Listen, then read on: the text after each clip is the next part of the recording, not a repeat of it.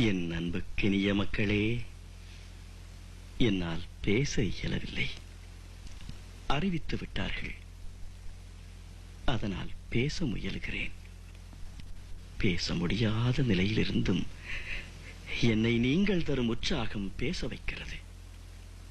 நான் மீட்கப்பட முடியாத இடத்திற்கு போய்கொண்டிருக்கிறேன்.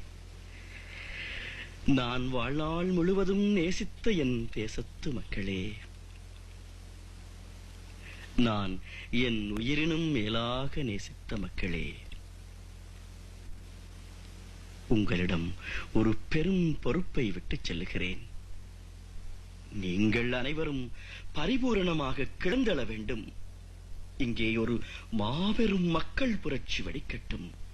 மறைந்த போராளிகள் 650 பேருடன் 651வது போராளியாக நான் மேலே இருந்து மலரும் தமிழீழத்தை மகிழ்வோடு பார்ப்பேன்.